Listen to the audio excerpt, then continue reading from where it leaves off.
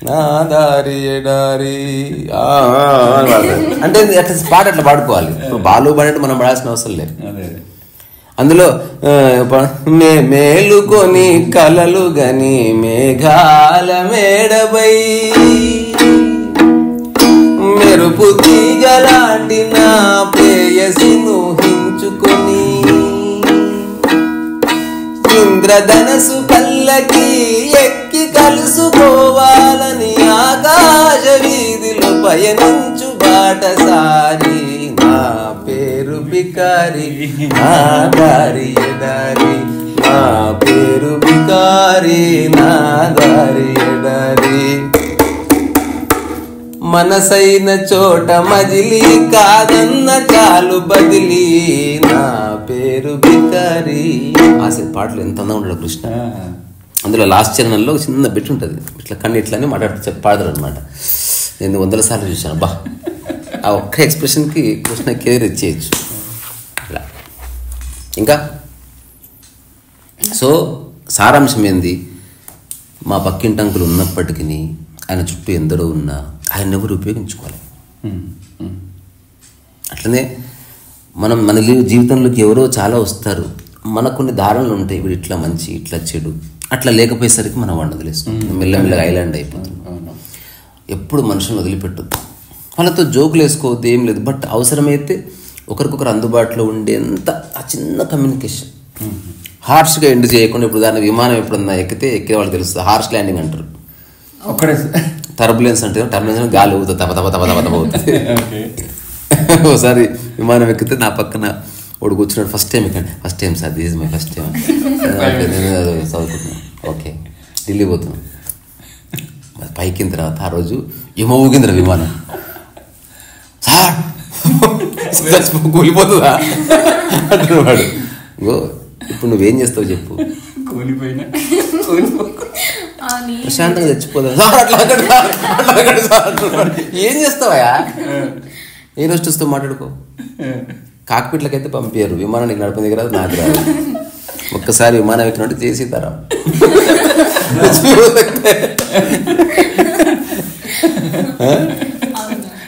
అట్లుగా ఆయన అమితాబ్ అగ్నిహోత్రి ఏదో చెప్పి బోలో రామచంద్ర మహారాజ్ అట్లా అట్లా.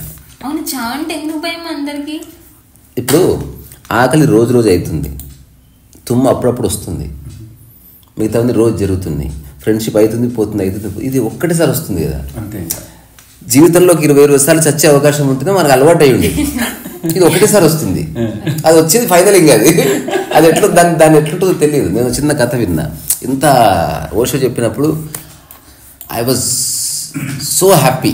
అంటే అందులో ఉన్న ఎసెన్స్ నాకు చాలా నచ్చింది. ఒక సాధువు నిర్ణయం తీసుకున్నట్టే బ్రిటిష్ ఎరాలో ఏదేమైనా చనిపోయే వరకు మాట్లాడొద్దు నిర్ణయం తీసుకున్నాడు. అప్పటికే అతని వయసు 50 దాటింది, అన్నీ అయిపోయినాయి, సంసారం అయిపోయింది, సంపాదన అయిపోయింది, ఎటు తిరగాలి, ఏం మాట్లాడొద్దు. అతని జీవితాశయం ఒక్కటి ఎవరిని అడిగితే పేపర్లో రాసి పెట్టాను, మరణం ఎట్లా వస్తుందో చూస్తాను నా లైఫ్లోకి, I want to see that. ఇప్పుడు నేను చూడవలసింది ఏం లేదు, అసలు మరణం ఎట్లా వస్తుంది నా లైఫ్లో అది చూడాలనుకుంటున్నాను, అంతకుమించి నాకేం లేదు. అది నేను ప్లాన్ చేయలేదు కాబట్టి నేను ఎప్పుడు ఎరకలో ఉన్నా అని చెప్పేటో అంట. ఒక అర్ధరాత్రి ఏదో పశ్చిమ బెంగాల్లో ఎటో పోతుంటే ఒక సోల్జర్ పిలిచాడంట, ఏ గౌనవే అనేది అన్నాడు. ఎవరు నువ్వు అనేసరికి ఇతను ఒక్కడే పోతున్నాడు, ఏం లేవు, జస్ట్ చిన్న జోలు వేసుకుని అట్లా అయిపోయినట్టు. ఎవరు నువ్వు, లేకపోతే కాల్ చేస్తానంట. సరే జస్ట్ వెళ్ళగా తిరిగి ఇట్లా నిలబడి చూశాడంట. మాట్లాడవేంది, నిర్ణయించుకుని మాట్లాడొద్దని, మాట్లాడకపోతే నేను చంపేస్తానంట.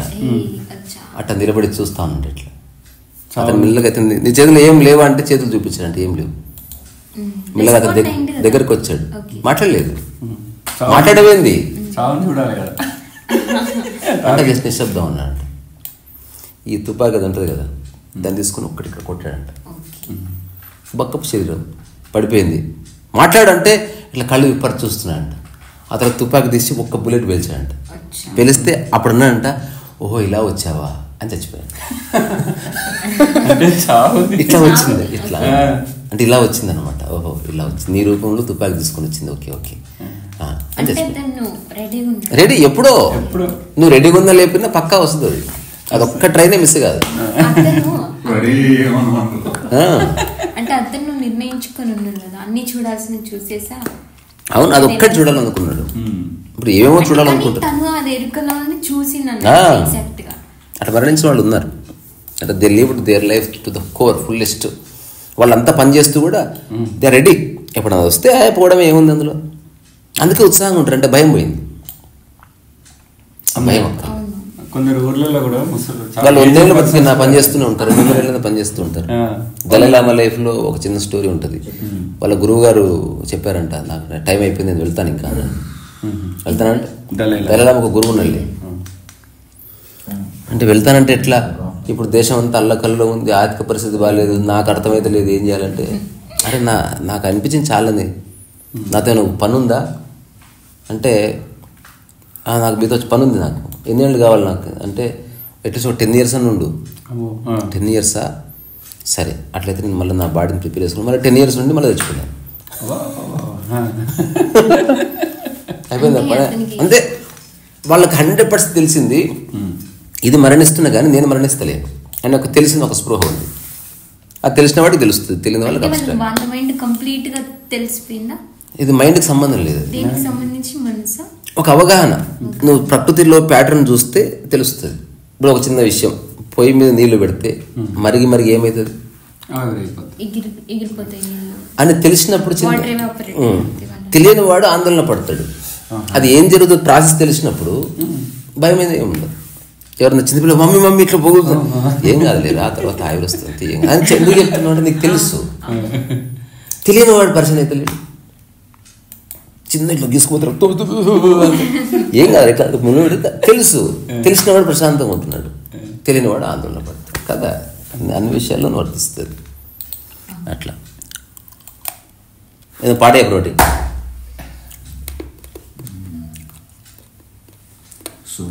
బా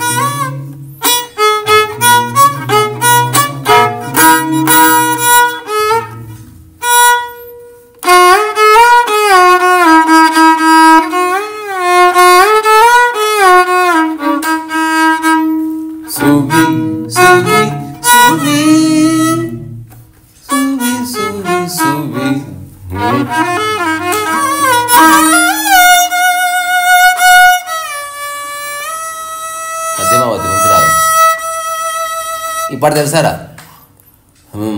శ్రీమన్ మహారాజ మార్తాండ తేజ ఇందవా?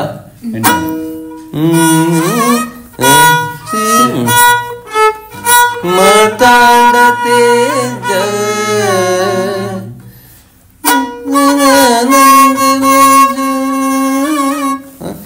నీ చరణారవిందములకు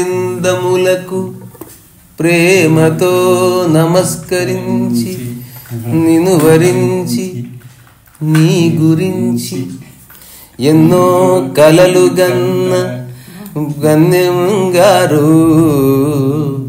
భయముతో భక్తితో అనురక్తితో సాయంగల విన్నపములు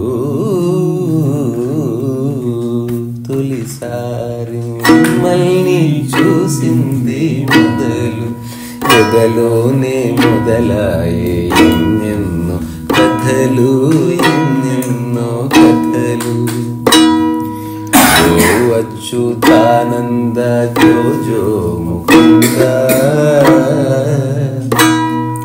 దార పరమానంద రామ గోవింద జో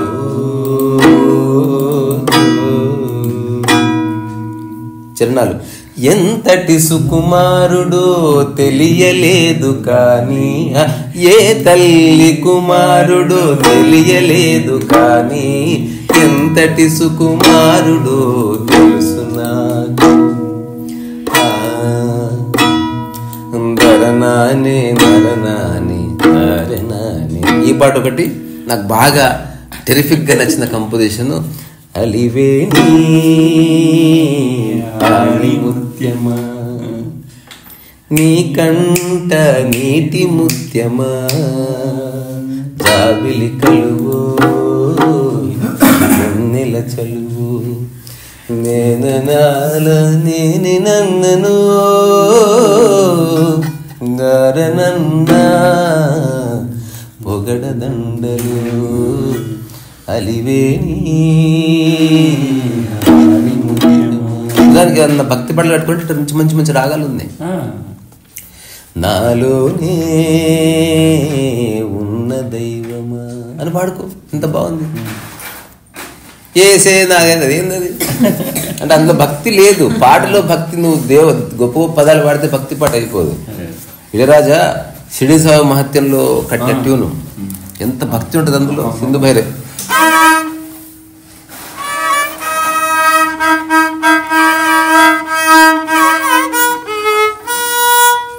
ఎంత బాగుంది.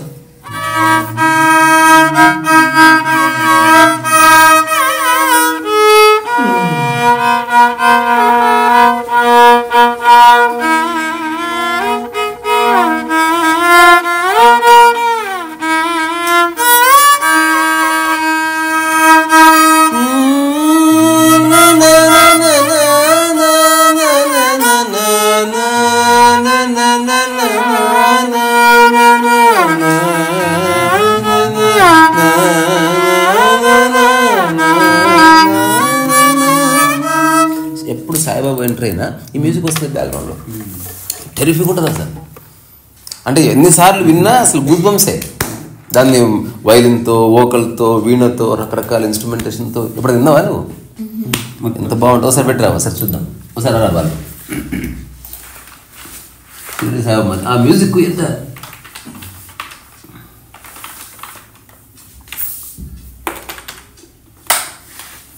అంటే ఎక్స్పీరియన్స్ ఎంత దాన్ని ఎవరు లాగేసుకున్నాడు.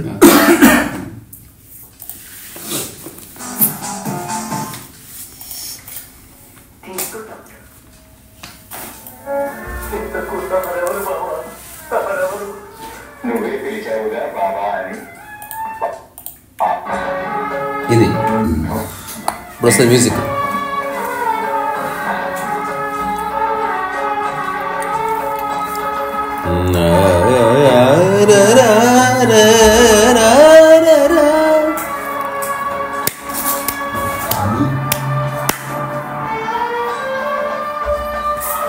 ఎంత మార్మికత ఉంది. సరే సంగీతం తెలియని వాడికి తెలియదు అనుకో, కానీ ఎంత ప్లెజెంట్గా ఉంది అసలు.